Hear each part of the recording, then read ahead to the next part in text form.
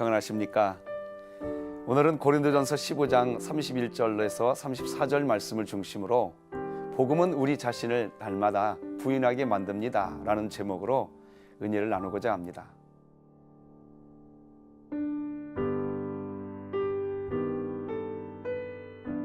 제가 처음 신학대학원에 입학하고 가졌던 생각이 있습니다.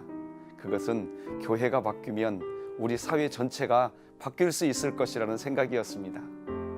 그런데 지금 곰곰이 생각해 보면 제가 그 당시 생각하던 세상의 변화는 어쩌면 한국교회의 외향적 크기와 덩치, 즉 한국 사회에서 교회가 가지고 있는 힘을 이용하려는 생각이 더 크게 작용하고 있었지 않았나 하는 생각을 하게 됩니다. 오늘 우리가 묵상하고자 하는 말씀도 그런 말씀입니다. 사도 바울은 고린도 교회를 향해서 깨어 의를 행하고 죄를 짓지 말라. 하나님을 알지 못하는 자가 있기로 내가 너희를 부끄럽게 하기 위하여 말하노라 라고 이야기합니다. 깨어 의를 행하라고 하고 죄를 짓지 말라고 합니다. 왜 이렇게 말을 할까요? 그것은 고린도 교회가 게바파, 아볼로파, 그리스도파 등의 파벌에 휩싸여 있었기 때문입니다. 사도 바울은 정말 고린도 교회가 참으로 교회다운 교회가 되어서 세상에 그리스도의 빛을 드러내는 교회가 되기를 소망하고 있었습니다. 그래서 이런 말을 하고 있는 것입니다. 그렇다면 어떻게 해야 교회가 교회다워지고 세상에 빛을 나타낼 수 있을까요?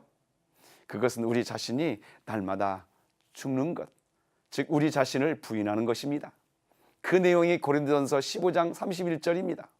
형제들아, 내가 그리스도 예수 우리 주 안에서 가진 바 너희에 대한 나의 자랑을 두고 단언하노니 나는 날마다 죽노라.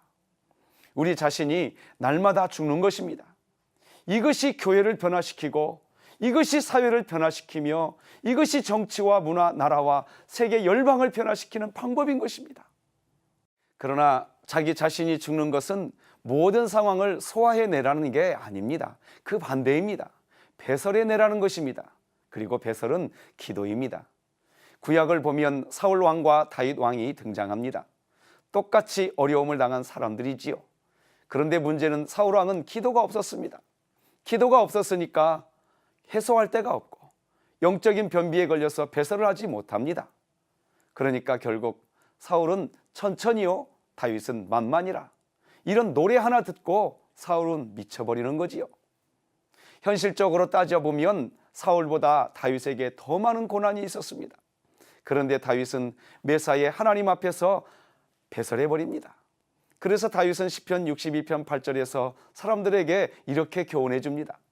백성들아, 시시로 그를 의지하고 그의 앞에 마음을 토하라. 하나님은 우리의 피난처시로다. 기도는 하나님을 의지하는 것도 되지만 우리의 감정을 배설하는 것도 기도인 것입니다. 이 배설이 잘 되어야 우리 자신이 날마다 죽을 수 있고 맹수와 싸워도 사람의 방법으로 하지 않습니다. 그 내용이 고린도전서 15장 32절이지요.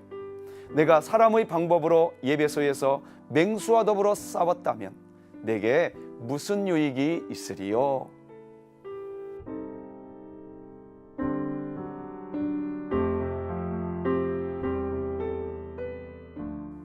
이런 세상을 변화시키는 것은 교회의 크기, 힘, 교회의 권력이 아닙니다. 성도 한 명 한 명이 예수님처럼 십자가에서 자신을 부인하는 생활입니다. 내가 그리스도와 함께 십자가에 못 박혔나니 그런즉 이제는 내가 사는 것이 아니요 오직 내 안에 그리스도께서 사시는 것이라. 아멘.